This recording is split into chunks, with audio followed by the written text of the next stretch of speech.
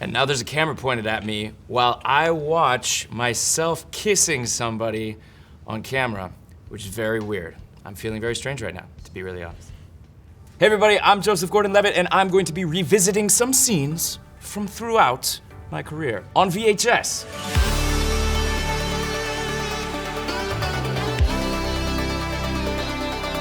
This is the earliest one, and it's the one you all want to hear about, isn't it? 10 Things I Hate About You.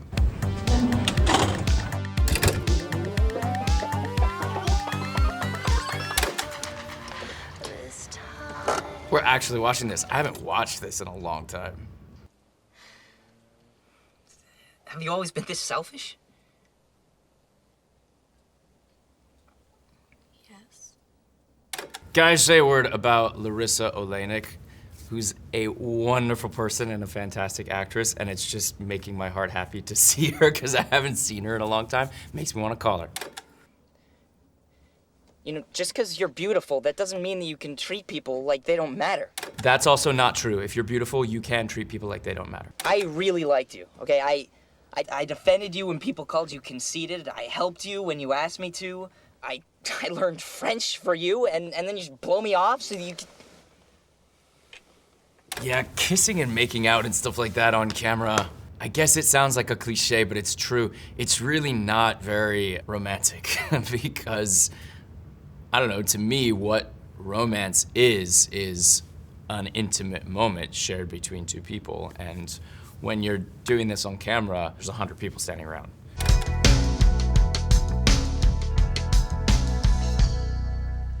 And back in the game. So that's one of those lines that is really hard to do because it's completely unrealistic. When I was this age, all I wanted to do was like the kinds of movies that would play at Sundance or something, because you wouldn't have to say lines like that. You just stay truer to what's real. But then a lot of the audience doesn't get what's happening. So if you can help an audience out and say what you're feeling, it makes audiences feel great, and people still talk to me about that line, even though in real life, no one would ever say that. And in that moment could happen, but he wouldn't say that, he would just feel it. But if he felt it, then there would be no moment for the audience to go, yeah! I'm very grateful to get to be in, you know, a movie that people still love and talk about all these years later. That's incredible. Well, 10 Things I Hate About You is a high school movie. Here's a very different high school movie called Brick.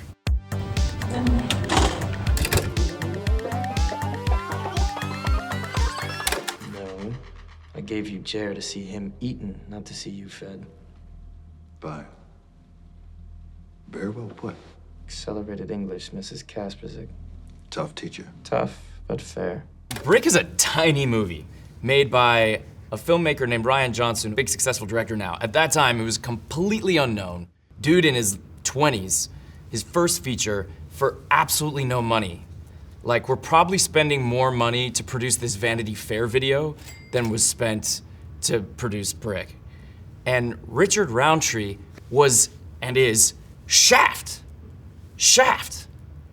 And he came in and did this. I just wanna applaud him for doing that because he didn't have to do this. He's kind of a legend in his own right. It just goes to show that he's doing it because he loves it. Kudos to Richard Roundtree, AKA Shaft. No. And no more of these informal chats either. You got a discipline issue with me? Write me up or suspend me. I'll see you at the parent conference. Brick is not about reality at all. Brick is this kind of crazy, highly stylized world, which largely is happening through the language, right? We're speaking in this really heightened way. But also, they would do little things with the camera to kind of reinforce that heightened otherworldliness. Like, look how low the camera is here. You would never normally shoot a scene between two people with the camera this low. Rian Johnson and his DP, Steve Yedlin, who's always been his DP, the two of them went to film school together, they've shot every movie together. This is just early example of how they love to kind of bend rules and fuck around with the camera. But again, people are talking in Brick in ways that you wouldn't normally hear. So it's just all kind of coming together. It's part of why this movie works so well, is because the filmmaking goes together so well with the writing. I can't have brass cutting me favors in public. Just letting you know now so you don't come kicking in my homeroom door once trouble starts. That's the trick of Brick, I guess, because the language is all so stylized. How do you bring any sense of real feelings to it? I probably did more rehearsal and repetition on this movie than probably any other movie I've ever done. Usually learning lines isn't that hard, especially if the writing is good, because if the writing is good, then you're just saying what you would say. But in Brick, with such kind of heightened, unnatural language, it's this kind of lyrical, strange, poetic thing. So you just have to brute force commit it to memory. And that just came from repetition. Once it becomes muscle memory, then you can bring whatever feelings you want to bring to it, because you're not having to focus or think about the lines you're saying. You can really just feel the feelings. 500 Days of Summer.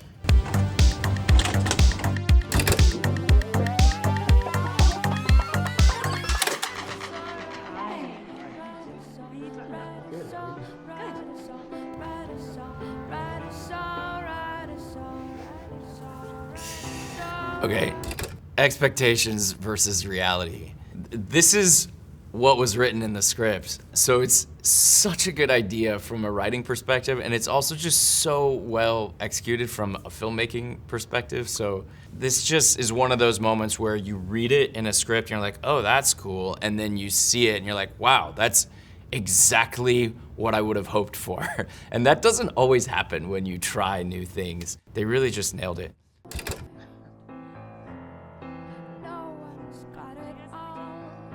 When we would shoot the expectations version and the reality version, oftentimes they'd be the exact same camera angle, so it's just the next take. Mark Webb, the director, being clear-headed enough and communicating well enough about what exactly he was planning so that we were all on the same page and saying like, okay, he knew exactly what this was gonna be. That's not usually what happens when you're acting in a movie. You don't know exactly what it's gonna look like or how it's gonna turn out or what the director's doing with the camera, because oftentimes the director doesn't even know exactly, because they're gonna kind of shoot a bunch of stuff and then cut it together later. It's really down to the director to make sure to keep us well enough informed that we could do that and keep it clear and distinct between the two versions that the audience has seen. No one's got it all.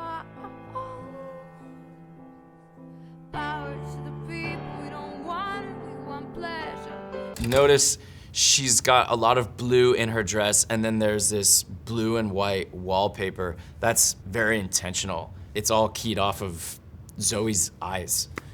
Mark Webb did this really powerful thing with costume and production design and cinematography and the color blue and Zoe's very blue eyes. And if you track the color blue throughout the movie, you'll notice it. And when you surround an actor with the color of their eyes, especially like when you have these striking blue eyes like Zoe has, it really makes the eyes pop on screen.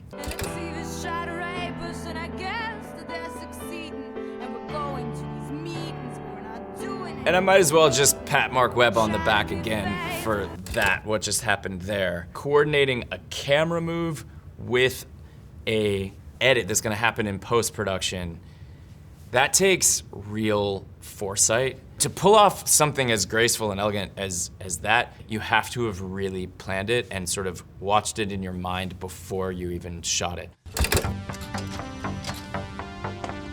We're gonna talk about Looper.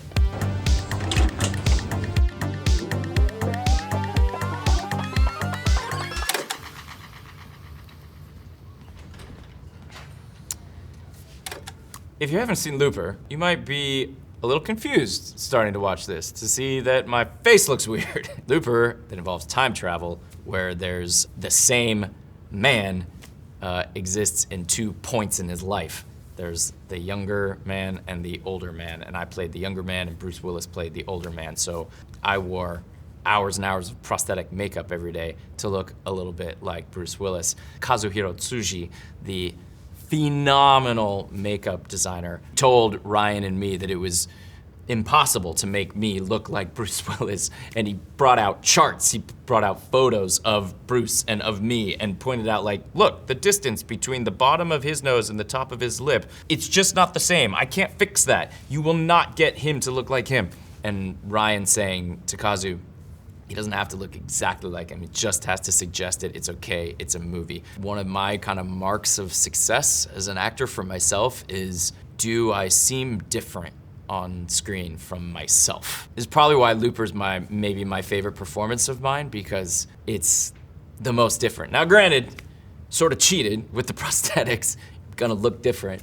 I get that thrill the most of like, wow, it's really like, it's somebody else, it's not me. I did a lot of work to try to do my version that wasn't an imitation of Bruce Willis, but had sort of the spirit of Bruce Willis. And if I had to pick a favorite just acting wise, this is up there for me. So the young man communicated to the older man where he wanted to meet by carving the name of the waitress into his arm. So that's why he showed him that scar and that bloody bandage. That is quintessential Rian Johnson cleverness. He just told this really pretty intricate, complicated story in the span of 3 seconds with 2 images and no words. You know, there's another girl who works here on the weekends. Jen, Right. Less letters. that'd be better. I had a moment of validation. It wasn't during this scene. There was another scene later in the movie where we were yelling at each other. And I don't know if Bruce did this on purpose or he did it unintentionally, but it was kind of the highest compliment he could pay me. It was right after they said cut. He was turning away and walking back to his mark. He didn't even say it to me. He just kind of said to himself, sounds like me.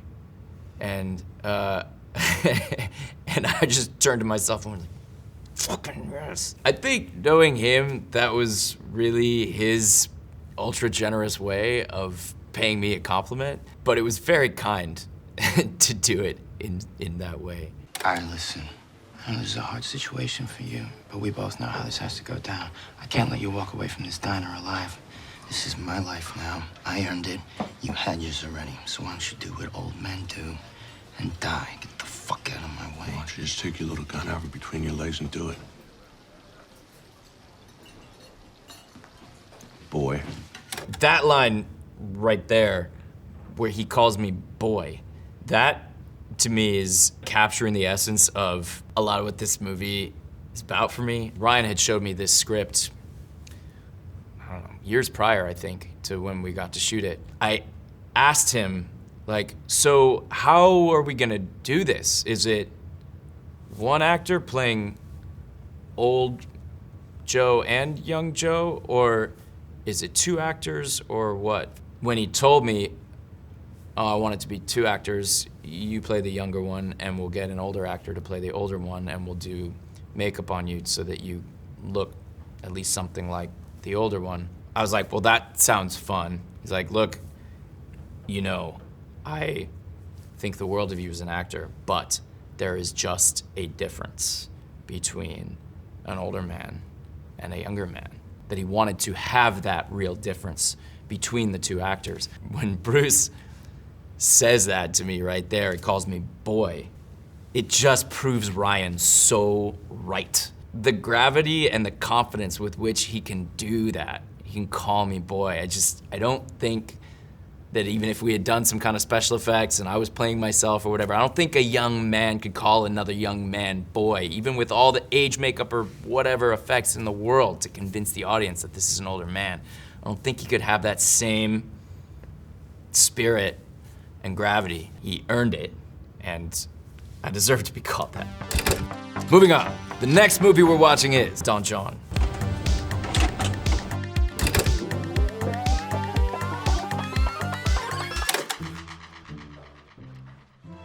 I don't watch too many movies. Don John is a movie about movies. Most of the movies it's about are adult entertainment movies, but it's also very much about Hollywood movies, romantic comedies, and sort of the similarities between the two. I used to watch him a lot when I was a little kid. Okay, I mean, so we might as well point out my dear friends who did me the favor to appear in these movie posters, Emily and John and Chan and Annie. I spent probably way too much time coming up with these and had a lot of fun designing these movie posters. So Hard, So Fast 3D and Special Someone. The one for the dudes and the one for the ladies, because Hollywood movies are reductionist and unhealthy. But now, I don't really see the point. This character checking out his female companion, don't hate me please, this is a lot of what the movie is about, is a guy that objectifies women, but also objectifies himself, objectifies his friends, objectifies his family, his spirituality, his car, and many other things. It's sort of a movie about objectification. So we're not just doing a gratuitous shot of a dude checking out a woman's body, it's what the movie is talking about. Love at first sight, the first kiss, the breakup, I felt that. the makeup, I'm scared. the expensive wedding, and they drive off into the sunset. Everyone knows it's fake, but they watch it like it's real fucking life. That montage of dollying in on the face of the person watching the screen, we do the same exact thing in the movie, dollying in on the man's face watching pornography. So there's a real kind of connection here between how people watch rom-coms and how people watch porn. Oh, she was the most important thing to him. He gave up everything for her. It was just meant to be. I love movies like that, you know? Great. This movie takes place in New Jersey, but we shot most of it in LA, and I have to point out, I grew up going to this movie theater in the San Fernando Valley. So it was fun to shoot here. I think I saw T2 here when I was like 9. He's just such a real man. She's so beautiful, too, always. Her? Yeah. Nah, she's too skinny. One was beautiful. He's just such a real man. A lot of Don John is about these sort of gender norms, you could say, what it means to be a man or what it means to be a woman, and how we can get tripped up on adhering too closely to conventional ideas of these concepts. And yeah, so when she says he's just such a real man, sort of trying to get at that.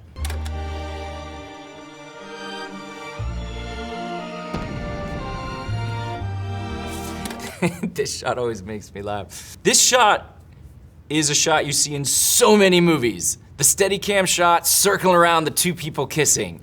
You know what, I get it. It looks beautiful, and sometimes a kiss does feel like that. We put those extra lights in the arcade games so that the lights would flare, and we even put, I think, fireworks sound effects going with the lights, just to kind of make fun of, you know, they're coming out of a movie theater, kind of make fun of how movies can manipulate your senses. And this gets back to the expectations and reality from 500 Days of Summer movie.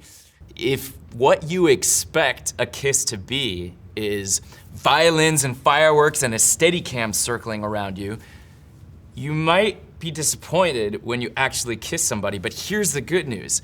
Kissing is actually way better than this if you pay attention. Not to, hey, is this matching up with what I saw in movies all my life? But it's just so important to understand that movies are movies, and it's not what life is. It's a lot of what plagues our culture and society and world, I think, is us getting mixed up with believing too hard in what we see on screen. Coming off of Don John, the next time in my career where I wore that much gel in my hair was super pumped.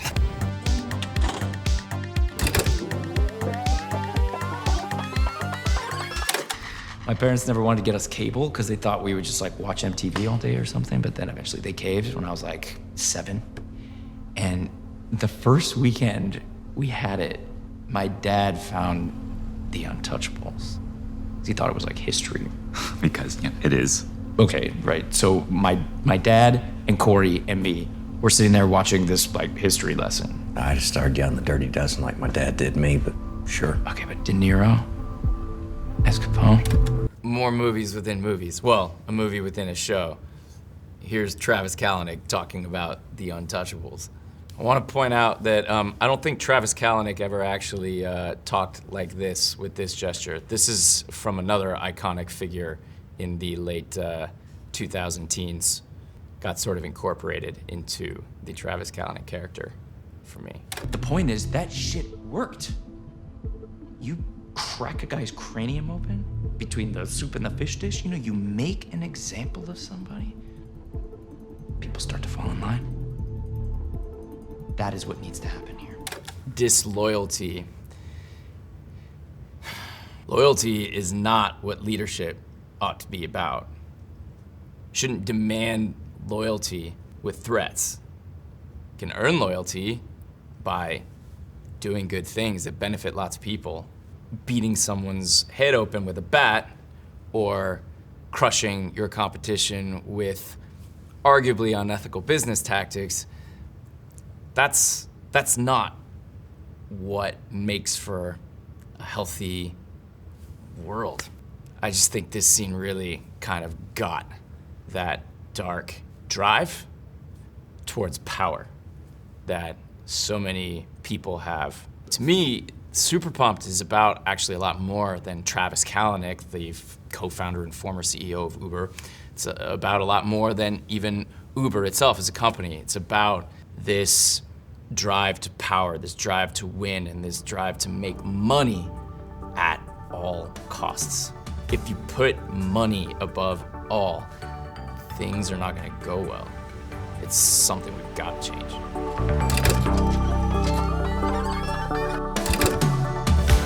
Thanks for watching.